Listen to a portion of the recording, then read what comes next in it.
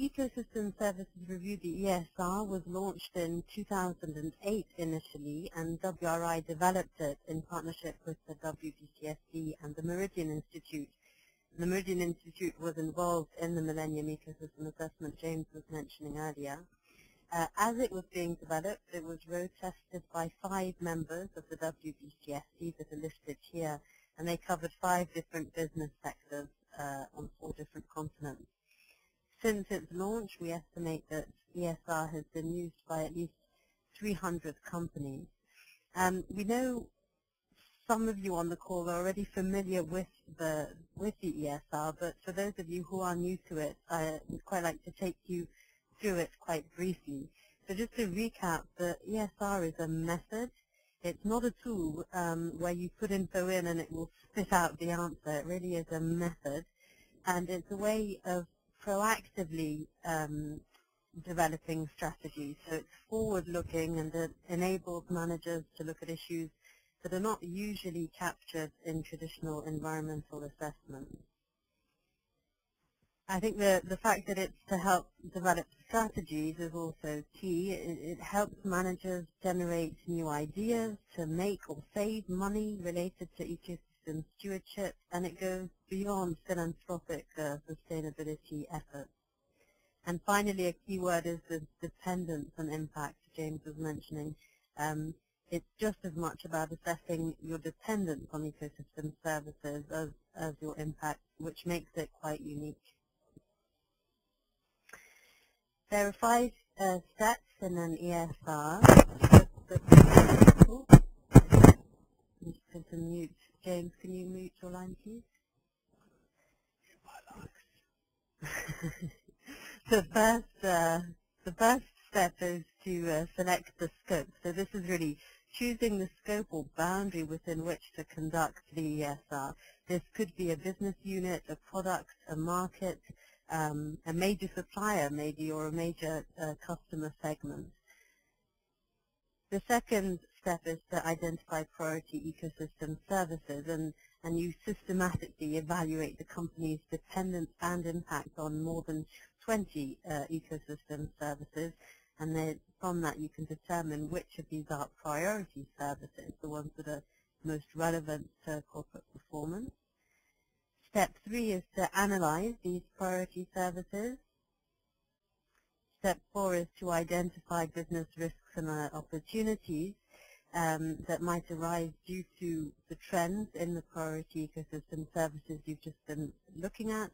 And then finally, step 5 is to develop strategies. This is for managing the risks and opportunities. So as the figure shows, the ESR bridges ecosystem and business considerations by starting with an evaluation of the company's interaction with ecosystems and then finishing with an assessment of the implications for business performance. So just to take you through one slide on each of the steps, there are 3 key questions to help managers select a scope for an ESR. The first is, which stage of the value chain? An ESR could focus on a company's own operations, providing insight into the direct implications that trends in ecosystem services would pose for a company. But you could also look at the value chain where impacts and dependencies can be significant. A second question to ask is who and where specifically. Options here include a particular business unit, as I mentioned, a product line, a facility, a project, maybe a mine, a pipeline, or an other infrastructure development. Or it could be a natural asset owned by the company, such as forest land or other land holdings. And you choose here a specific supplier or customer, and perhaps even further narrow the scope by selecting a particular geographic market in which these suppliers operate. And finally, is the candidate scope strategic, timely, and supported? The scope should really be of high strategic importance to the company, such as a company's fastest growing market, an upcoming product line, or the business units with the greatest market share.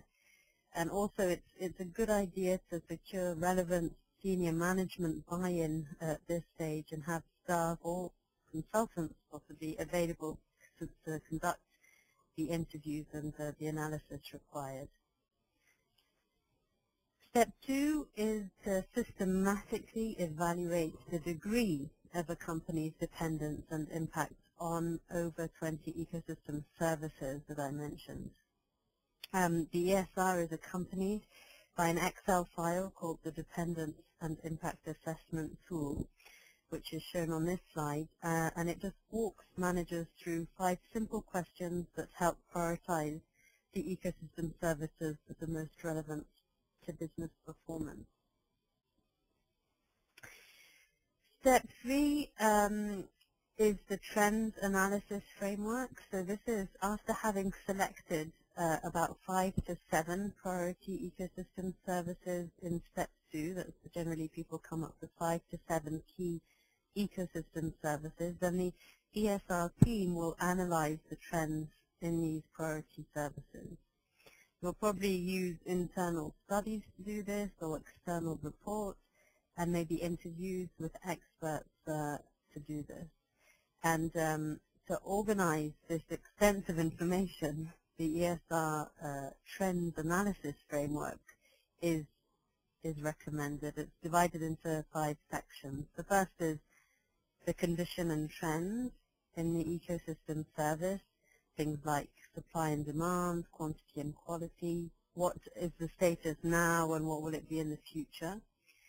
And then these direct drivers that influence these, so you consider changes in land use and land cover, maybe climate change would be part of these direct drivers, pollution, invasive, non-native species. And then you have how these drivers are influenced by company activities and the activities of others. And finally, there are indirect drivers that could be governmental, demographic, economic, and cultural. So this is a pretty straightforward framework that just helps structure some of the information, a lot of information that is gathered. Step 4 is about looking at the risks and opportunities that result from your impact and dependence on ecosystem services. And these can be operational, regulatory, reputational, market, and financing risks and opportunities for companies. I'm not going to go through this list, but it just is a way of trying to make sure you've considered the range of options, potential risks and opportunities to consider. When conducting an ESR, many companies find it useful to ensure that someone with expertise in each priority ecosystem service is present for a discussion on the risks and opportunities for the company. Often the team leader reviews the major categories and then provides examples from the company's past, maybe examples from its competitors, or the list of examples provided in the ESR, and then an extended list of examples on ecosystem service-related risks and opportunities is available on WRI's website on ESR. And finally, step 5 is about strategies for responding to ecosystem-related risks and opportunities. And here we present 3 categories, again, pretty straightforward. There are internal changes that can be made through changes in operations, product or market strategies, and other internal activities. There are changes that can be made within sectors or stakeholder engagements. Companies can also address some of the risks and opportunities by partnering with industry peers, collaborating with other sectors. And finally, not all ecosystem-related risks and opportunities can be successfully addressed through internal corporate activities alone or through sector or stakeholder engagement. Some really require changes in government policy. And many ecosystems of value to companies are actually controlled by governments. Others stretch across numerous private owners, making engagement inefficient or nearly impossible. And so, actually, in fact, often poor public policies are often indirect drivers of ecosystem service degradation. So engaging policymakers and government agencies is a productive corporate strategy in some cases too. Accessing new markets, prioritizing where to engage from public policy, help prioritize which tools to use, strengthen existing approaches to environmental impact assessment, and helping strengthen corporate profiles. The ESR can support many business processes.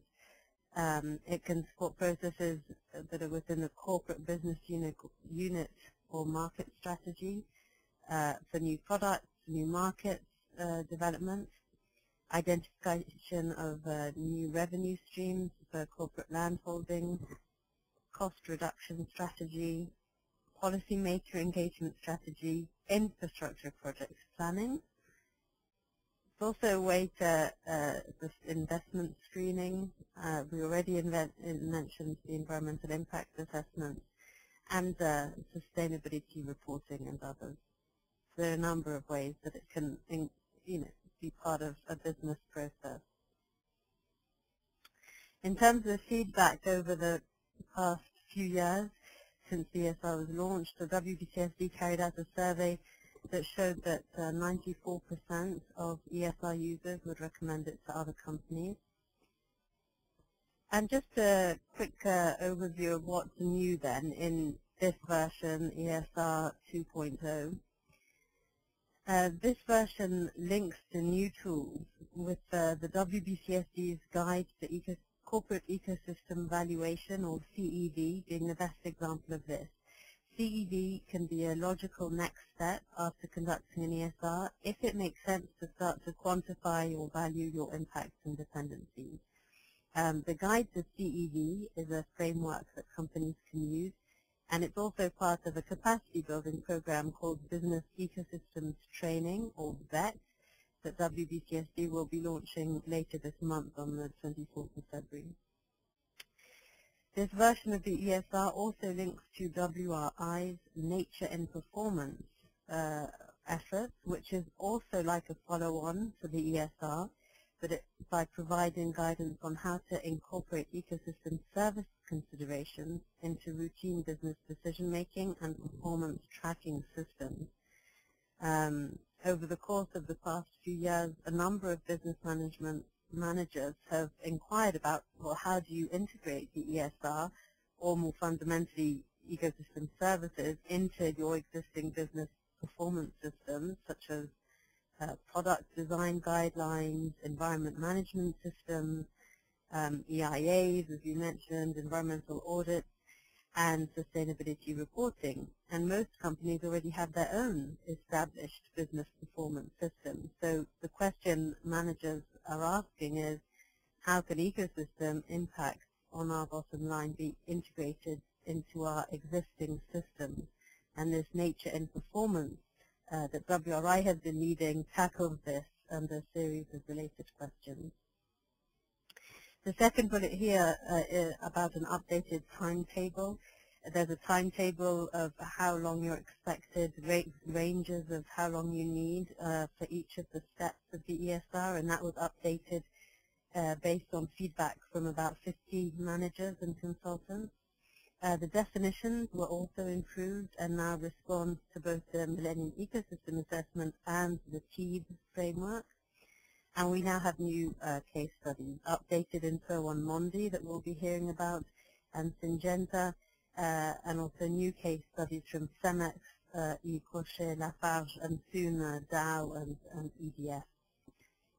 Finally, just wanted to mention the Ecosystem Services Experts Directory, which is like a database and of experts, and it's especially useful for step 3 of the ESR.